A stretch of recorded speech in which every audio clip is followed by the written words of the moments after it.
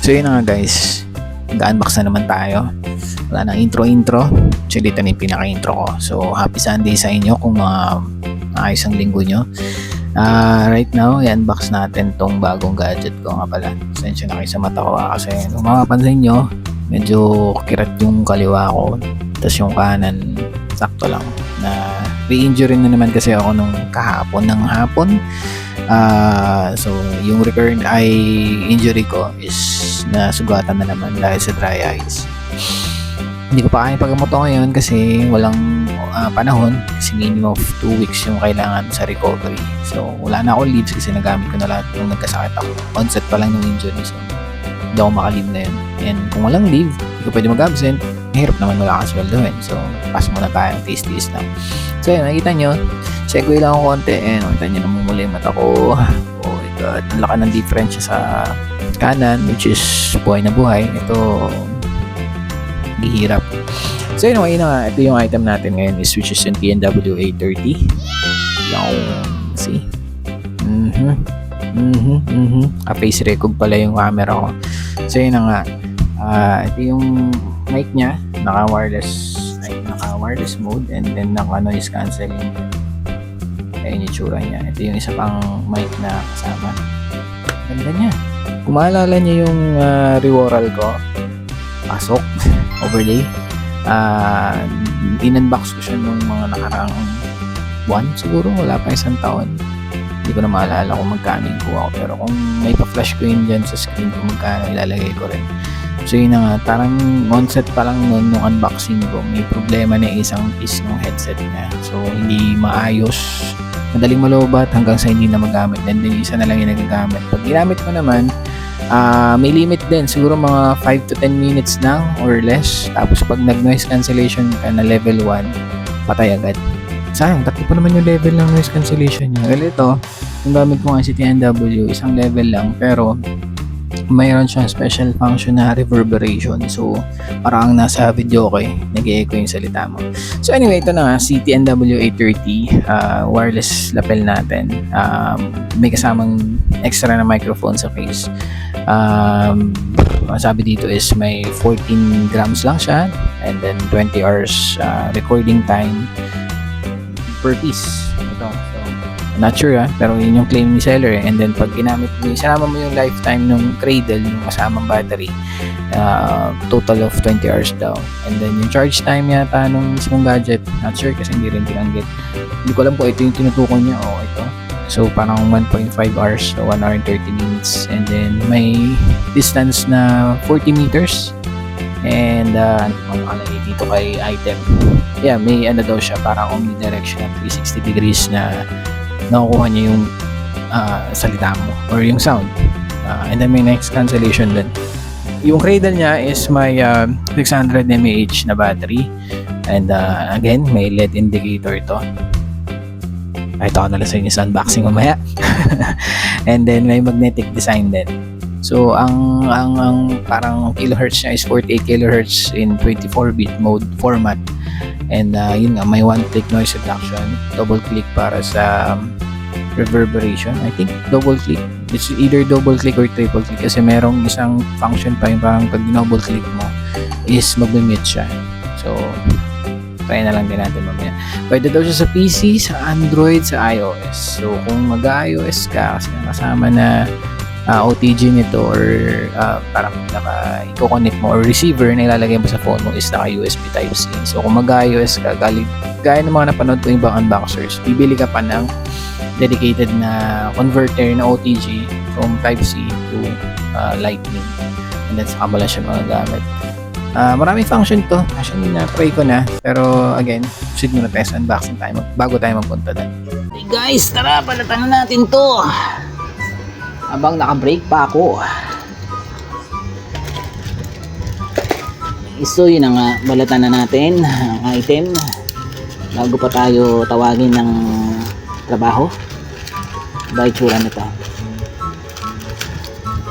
Wala akong idea kung itsura ng itsura.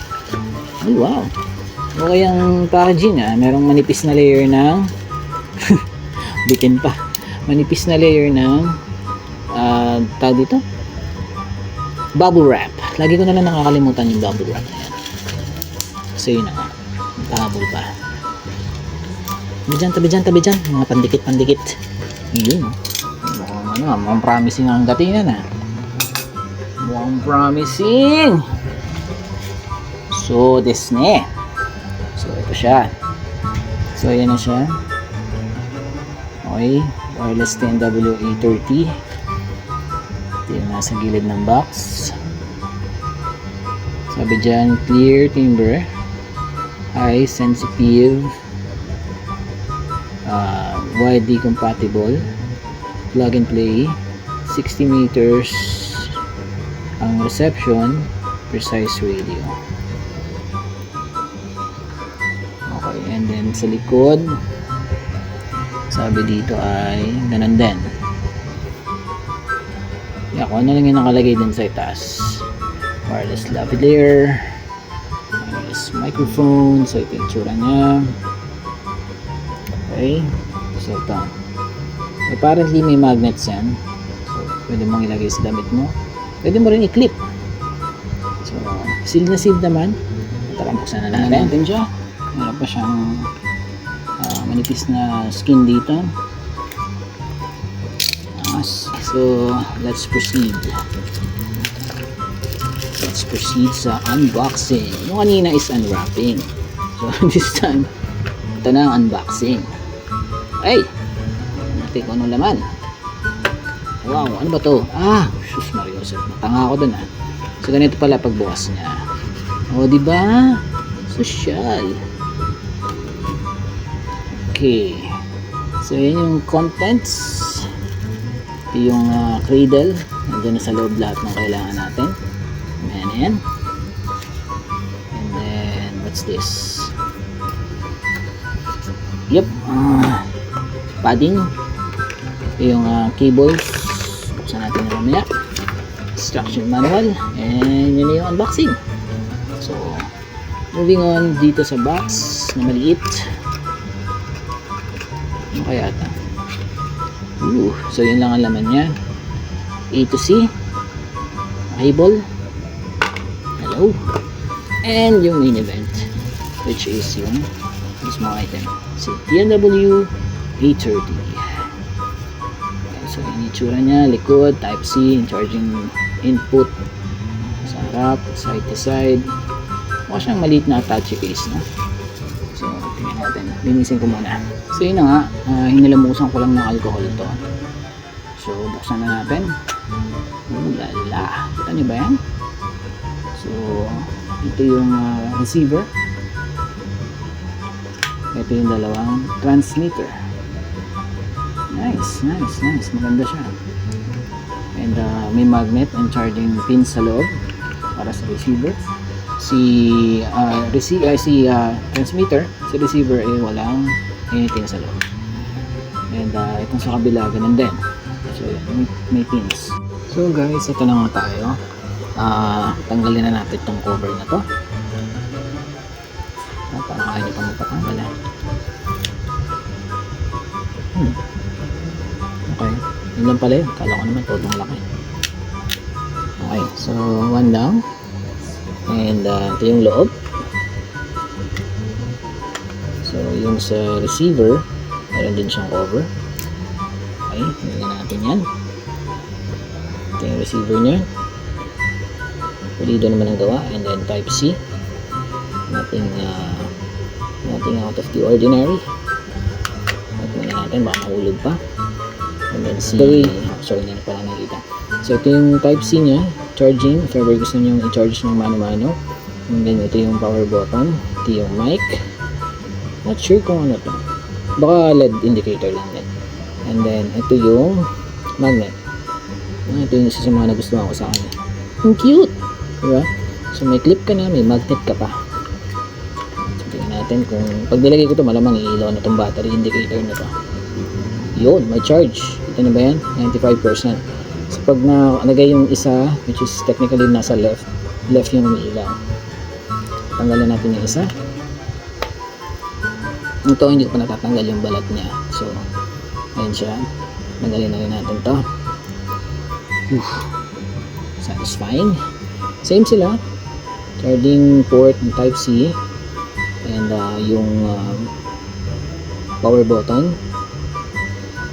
Tapos magnet ulit. Same. So, pag napansin niyo yung magnet, ayun na meron ditong indication para alam niyo na doon magko-connect. See, naglalak siya doon. Nice. So, tingnan natin. Si-charge din ba to? Yun. See? Legit. Okay. Guys, so, may napansin pala ako dito. Pagka naka-charge siya, nag-ilaw siya dito. And then, pag hinayaan nyo na matagal, mawawala ng kusa yung liwanag. Pero pag binuksan nyo, yan. So, yun. Makikita nyo na naka-charge pa rin sa loob. Hindi nga lang nag-power on dito sa labas, pero naka-charge pa rin siya. So, yun. Pagka need yung malaman yung status kung gaano kataas yung charge, hindi tanggalin. And then, ibalik nyo na lang. Nakita nyo yung current battery ng Cradle, which is 95, and then yung status ng dalawang transmitter. So, yan. Maganda siya. Tutuwa ako sa itsura niya. Compact. Legit. So, balikan na natin yung try na natin ngayon yung mic kung okay ba. Kasi ngayon, ang gamit ko is yung mic ko na wired. Siboya. So, legit tong Siboya. Tagal ko nang ginagamit to. Since naglolo ko sa Reworal yung SX2 ko after I think pagkabili ko sa kanya wala pang 1 week, may issue na yon. Hindi na gumagana isang item, yung isang transmitter. And then yung isa naman pagka ginamit mo yung noise cancellation, madaling malobat. So ito, hopefully mga tagal to. So we'll see kung ano mangyayari. Test ko natin, tingnan natin. Gagamitin ko siya, tatanggalin ko si Boya. So punta tayo sa main cam. So yun na guys. Sa recommendation part na tayo and testing na din. So right now gamit ko yung Boya. So dito ako nag-start mag-vlog gamit yung Boya. And then nangarap akong ang tawag dito nangarap akong mag-vlog ng wireless. So ito yung Reworal ko. Makikita niyo yan. Hindi siya nabudol ako dito. Flimsy yung pagkakagawa, tapos yung dito sa likod may crunchy sound pa yan kung lagay ko yung link nung unboxing ko nito. Parang may lumagutok sa likod nito. So sayang. Huwag kayong kukuha nito. Yun yung masasabi ko sa inyo. Huwag kayong kukuha ng Reworal. Tangit. Talo na to tong SX2 wireless microphone. Pass. So ito na nga, ililipat ko ngayon yung mic natin to wireless. So try natin palitan ngayon mismo.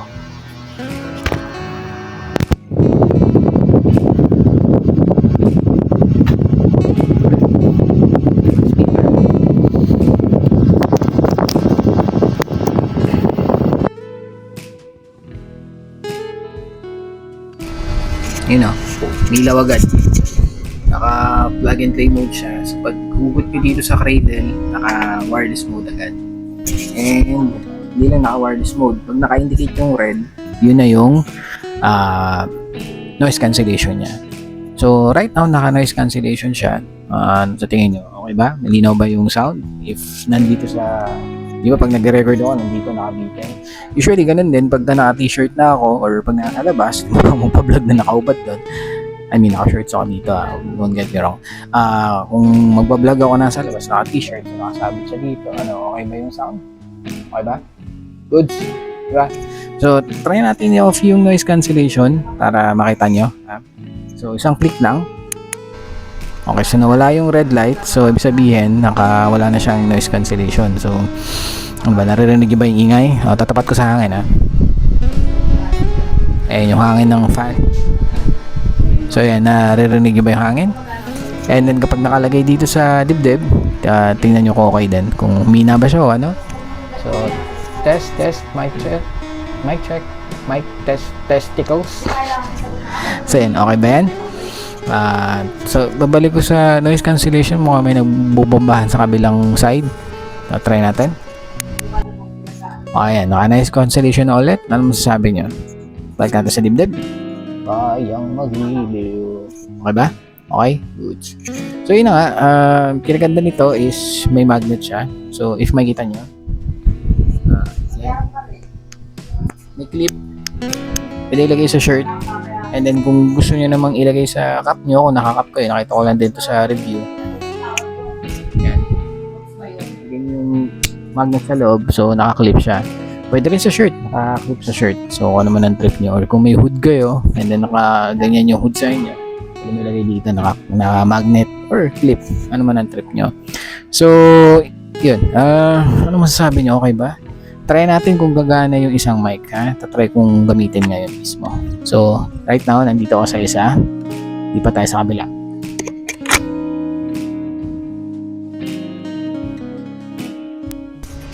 See? Wala akong pinindot. Nag-automatic na siyang on na naka-noise cancellation. Try natin yung mute. Kasi sabi dito, yung mute is double click. So, tatry kong i-double click kung maririnig pa rin ako.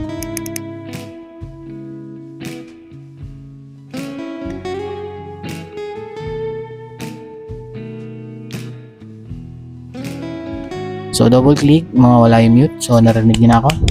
Legit yan, hindi ko pinipeki yan. So, yun na nga. Ganda siya. Then, yung logo niya hindi rin masyadong alam niyo, binoproject niya yung sarili niya. Saktong TNW lang. Walang model na nakalagay sa TNW lang. May isa pa palang function to, yung regurgitate. I will regurgitate. Sabi nga sa Dr. ano ba pangalan ng palabas na yun? Dr. Here's a Who, yung kay Jim Carrey tsaka kay Steve Carell, yung elepante tsaka yung unggoy. I will eat and then I will regurgitate. Anyway, ang gusto ko lang sabihin is reverberation. So, sabi doon pag nag-triple click ka, tunog video ko yung datingan. So, may echo, yung parang gano'n. Actually, hindi ko lang din narinig yun eh. Alam ko lang talaga regurgitate eh. So, try natin, triple click.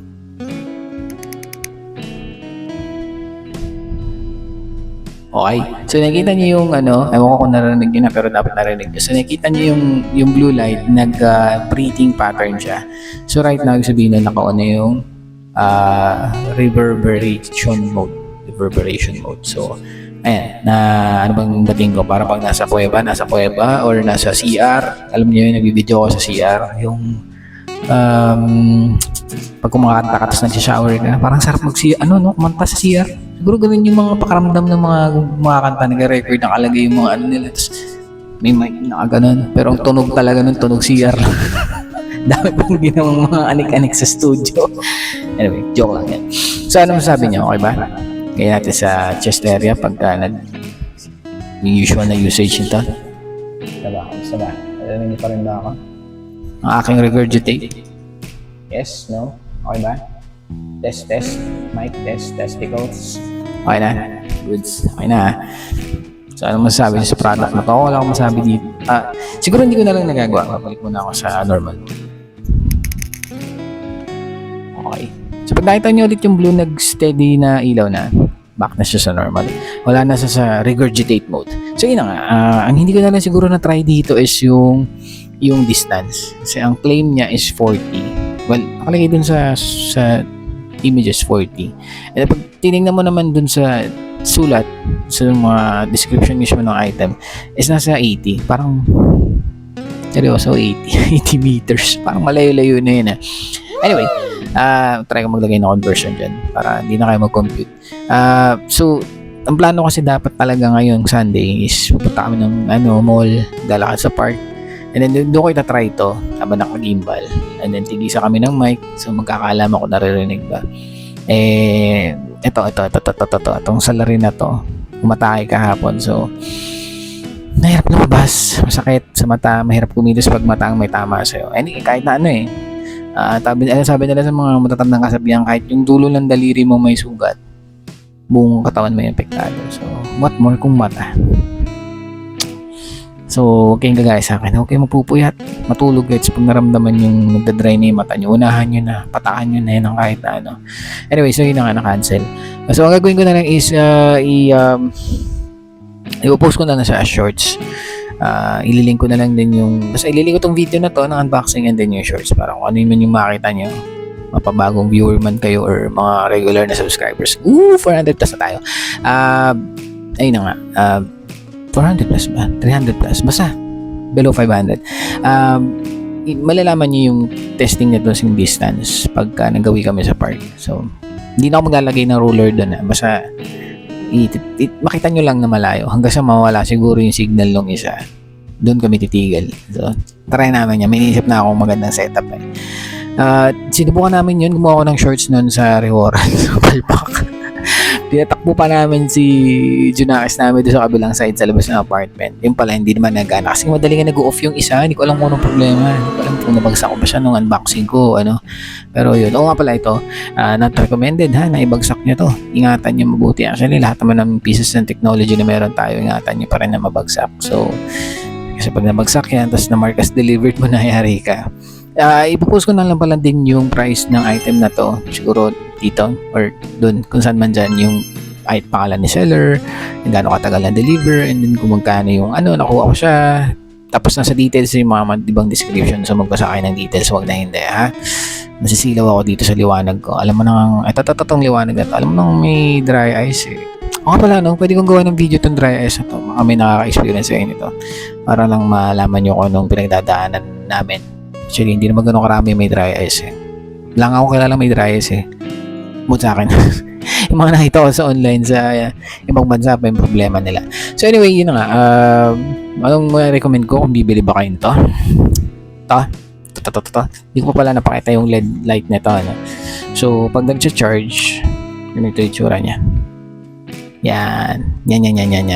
So makikita niyo dyan kung ilang percent yung cradle, anong level ng charge nung transmitter, and ilang minutes lang din nakabiyan. So pag nawala yan, huwag kayo matakot kasi pwede naman buksan yung cradle para makita nyo kung nag-charge pa ba siya o hindi. And usually mabilis lang siguro ito yung tinutukoy niya, yung cradle mismo, kasi 600 mAh lang naman siya. Baka pag charge mo is 1 hour and 30. Pero itong mga items mismo sa loob, feeling ko naman tatagal to ng mga pangmatagalan, mga 2 hours na vlogging or seminar or kung ano man, kung nag-online selling ka.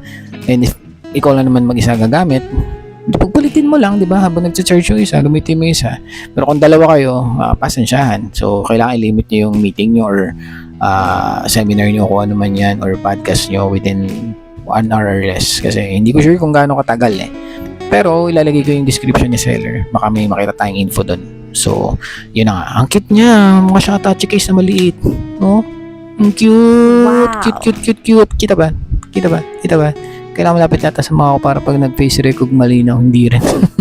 So, tingnan niyo yung yung Reworal sa TNW.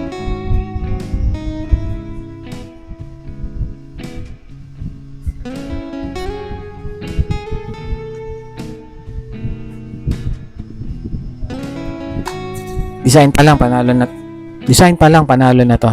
'Di ba? Bilog na may magnet na may clip.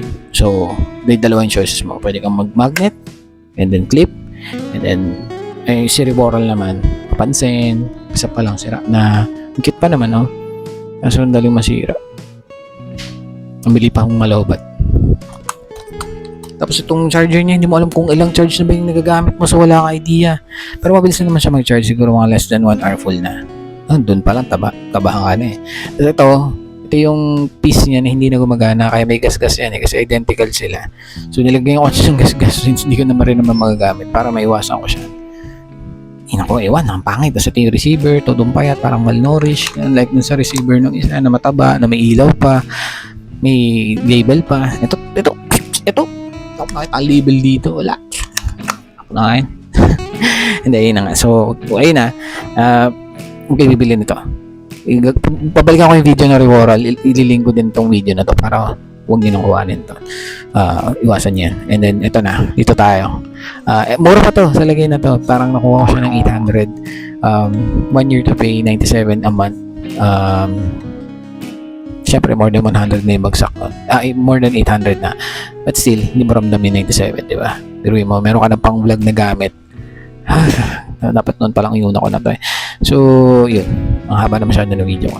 So, yun ang marirecommend ko. Yes, kumuha kayo, bumili kayo nun. And, Sana ma-enjoy na rin yung item na yun. Actually, bago-bago lang siya kasi nung nag-search ako sa YouTube, konti pa lang din yung nag-review. So, if ever makita nyo to, tsaka yung mga ibang reviewers, pa-like, share, and subscribe. Sana may tulong yung review ko kung bibili man kayo, kung mga bago-bago lang kayong vlogger. Actually, bago-bago din naman ako eh. Hindi pa ako umabot ng 500 or 1,000 na subscribers. So, pare-parehas tayo dito. So, nagsishare lang din ako. Hindi nga pala to sponsored na video. Ako bumili niyan. Inutang ko yan. Kasi hindi pa tayo nakakarami ng support. So, anyways, mga nag-subscribe, like, and comment. Salamat sa inyo. Salamat. And, may dalawa pa akong video na utang. Yung cooler, paglilinis. And then, yung TP-Link. Kung paano mag-block ng mga ibang users. And then, itong si TNW, nagawa ko ng short in the future kung gaano kalayo yung kaya niya i-cover and kung okay ba siya sa outdoor. Tapos may keyboard pa ako, tapos may fan cooler 3 Pro pa. Meron pa pala mga ibang item na hindi ko na unbox, hindi pa nagawa yung video, pero may video na, hindi na lang na-edit tsaka i-post. So, coming soon. Tapos meron pa akong foundation day sa school nung Junakis namin. Nag-cheering sila from first year to fourth year. Post ko yan soon. Pati yung nakita namin si Carlos Yulo sa Chokstugan ng festival. Yay! Bigay tayo sa ating bukod tanging gold medalist kahit na medyo magulo yung pamilya niya. Maliit siya at walang problema doon. The honor is yours. So, namatay tayo sa inggit dahil siya ay merong kulang-kulang na 70 plus million and dami pa ano. Gusto ko doon yung yung Anli buffet, Anli parking, parang sarap noon. Sa dami mong bahay, may kondo ka pa. Damn! Sheesh! Anyway, yun na nga. Pa-like, share, and subscribe. Like, share, and subscribe kayo ha. Paabutin natin na 1,000 yan. And then, kung may tanong kayo, comments lang kayo. May reply naman ako. And yan, medyo nakafocus na ako ngayon kasi ginaganaan ako maggawa ng vlog ngayon. So, mag-ano lang kayo, mag-comment kayo. And then, doon sa mga videos nga pala nitong unboxing kong to, kung medyo nawiwirdohan kayo kasi nasa work ako no. During first break and lunch break ko lang tinapos yung video. So, medyo pasensya na ako. Ano. Pero nakatulong pa rin naman yung mga info. So, yun na nga. Alam, be safe, have a great Sunday. Bye-bye!